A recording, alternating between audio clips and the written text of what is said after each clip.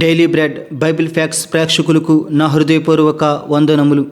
ఈరోజు మన టాపిక్ ఏమిటంటే యూఫ్రటీసు నది దగ్గర ఉన్న 4 భూతాల గురించి ఇప్పుడు మనం పూర్తిగా తెలుసుకుందాం. యూఫ్రటీసు నది దగ్గర ఉన్న 4 భూతాలు ఎందుకు బంధించబడ్డారు? ఈ 4 భూతాలు ఎందుకు విడిపించబడతారు? దేవుని తీర్పు నెరవేరబడిన తరువాత ఈ 4 భూతాలు ఏమవుతాయి అనే విషయాలు ఇప్పుడు పూర్తిగా తెలుసుకుందాం.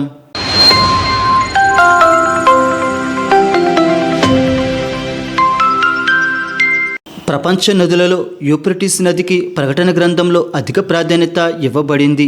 అవి ఏమిటంటే 6వ ఉగ్రత పాత్ర భూమి మీద కుమ్మరించబడినప్పుడు యూఫ్రటీస్ నది ఎండిపోవడం, మరియు అంతకంటే ముందు 6వ బోర ఓదబడినప్పుడు యూఫ్రటీసు నది దగ్గర ఉన్న 4 భూతాలు విడిపించబడ్డం వంటి సంఘటనలు ప్రకటన గ్రంథంలో వ్రాయబడ్డాయి.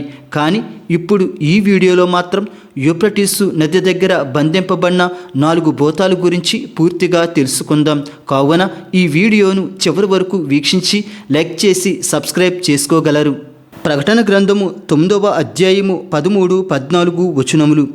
6వ దూత బోర ఊదినప్పుడు దేవుని ఎదుట ఉన్న సువర్ణ బలిపీఠం యొక్క కొమ్ముల నుండి ఒక స్వరము, యూఫ్రటీసు అను మహానది యొద్ద బంధింపబడి ఉన్న 4 దూతలను వదిలిపెట్టుమని బోర పట్టుకొని ఉన్న ఆ 6వ దూతతో చెప్పుట వింటిని.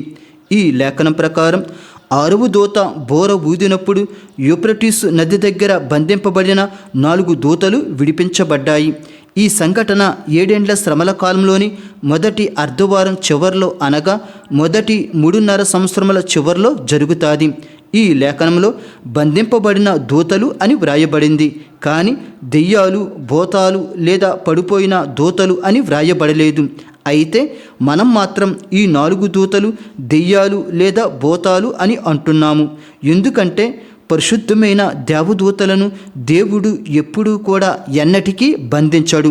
అలా పరిశుద్ధమైన వారిని బంధించినట్టు బైబిల్లో ఎక్కడా వ్రాయబడలేదు. అయితే ఈ 4 దూతలు మాత్రం బంధించబడ్డాయి. ఏదైనా తప్పు చేస్తేనే దేవుడు బంధిస్తాడు. యోధా పత్రిక 1వ అధ్యాయము 6వ వచనం.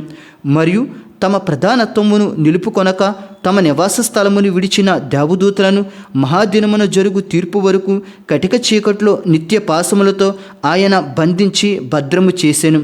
ఈ లేఖనం ప్రకారం సాతాను మోసపు మాటలు నమ్మి కొంతమంది దేవదూతలు దేవునికి వ్యతిరేకంగా నిలబడ్డారు. ఆ అపవిత్రమైన దేవదూతలను దేవుడు పాతాళంలో బంధించాడు. అవి మరలా తీర్పు రోజున విడుదలయ్యి అగ్నిగుండంలో శిక్ష అనుభవిస్తాయి. 2 పేతురు 2:4.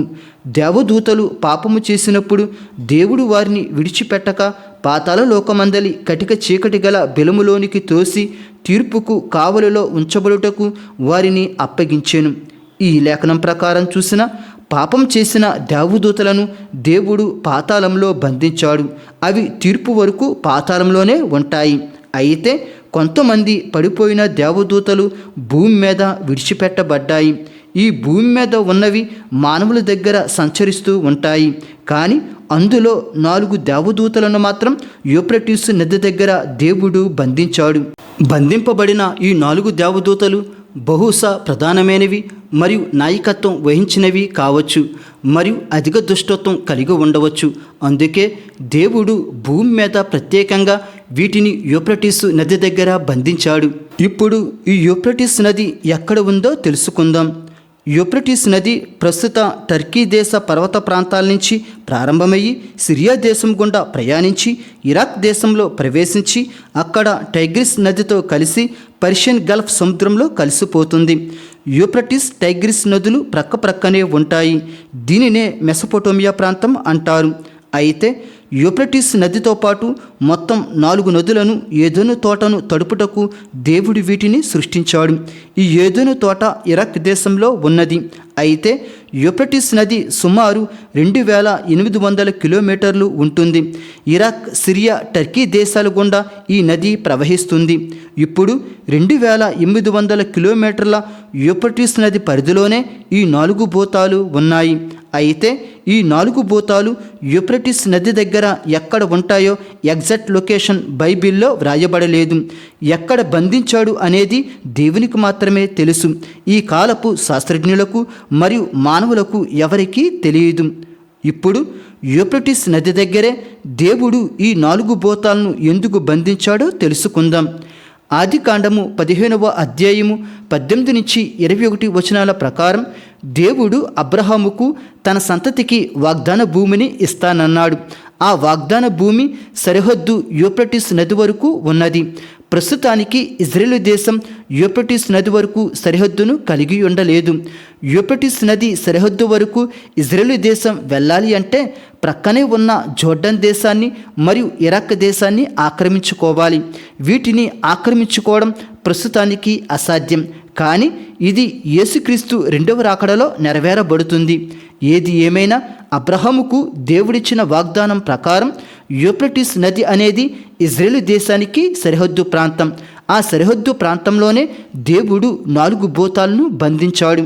అయితే ఈ సరిహద్దు ప్రాంతమైన యూఫ్రటీస్ నది దగ్గరే దేవుడు ఎందుకు బంధించాడు అంటే ఇదే యూఫ్రటీస్ నదికి బబులోను, అషూరు రాజ్యాలు సరిహద్దును పంచుకుంటాయి.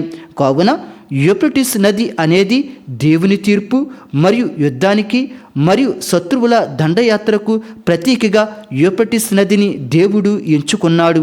ఇప్పుడు బంధింపబడిన ఈ 4 భూతాలు ఎందుకు విడిపించబడతాయో తెలుసుకుందాం. ప్రకటన 9:15 మనుషులలో 3వ భాగమును సంహరింపవలనని అదే సంవత్సరమున, అదే నెలలో, అదే దినమున, అదే గంటకు సిద్ధపరచబడిండిన ఆ 4 దూతలు వదిలిపెట్టబడిరి. దేవుడు ఈ 4 దెయ్యాలు ఎప్పటి వరకు బంధించబడాలో సమయం ఇచ్చాడు. ఆ సమయం ఏమిటంటే 7 ఏండ్ల శ్రమల కాలంలో 3.5 సంవత్సరముల చివరిలో 6వ దూత బోర ఊదబడినప్పుడు ఆ 4 దెయ్యాలు విడిపించబడతాయి. ఆ సమయంలోనే, ఎందుకంటే మనుషులలో 3వ భాగాన్ని దేవుడు ఆ 4 దెయ్యాల చేత చంపేస్తాడు. ఇంతకీ ఆ మనుషులు ఆ దెయ్యాలను పూజించిన వారే. ఆఖరికి వారి చేతే దేవుడు వారిని చంపేస్తాడు. 3వ భాగము అంటే 100లో 30%. అంటే 100 మందిలో 30 మందిని ఈ 4 దెయ్యాలు చంపుతాయి. ఆ సమయం వచ్చేంత వరకు ఈ 4 దెయ్యాలు యూఫ్రటీస్ నది దగ్గర బంధించబడి ఉంటాయి. అప్పటి వరకు వీటిని విడిపించే అధికారం మరియు శక్తి ఈ విశ్వంలో ఎవరికీ లేదు. ఇప్పుడు ఈ 4 భూతాలు చివరికి ఏమవుతాయి అనే విషయం గురించి తెలుసుకుందాం. ప్రకటన గ్రంథంలో అయితే మనుషులలో 3వ భాగాన్ని ఈ 4 భూతాలు సంహరించిన తరువాత ఇవి ఏమవుతాయో వ్రాయబడలేదు. కానీ కొన్ని లేఖనాల ఆధారంగా చూస్తే పాపం చేసిన దేవదూతలను దేవుడు అగ్నిగుండంలో పడవేస్తాడని వ్రాయబడ్డాయి. మత్తయి సువార్త 25:41. అప్పుడాయన ఎడం వైపున ఉండు వారిని చూచి, శపింపబడిన వార్లారా, నన్ను విడిచి అపవాదికిని వాని దూతలకును సిద్ధపరచబడిన నిత్యగ్నిలోనికి పోవుడి.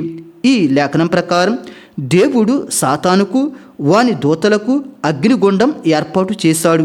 కావున పడిపోయిన దేవదూతలు కావచ్చు, యూఫ్రటీసు నది దగ్గర బంధింపబడిన 4 దూతలు కావచ్చు, మరియు పాతాళంలో బంధింపబడిన దేవదూతలు కావచ్చు, వీరందరూ ఆఖరికి అగ్నిగుండంలో పడవేయబడతారు.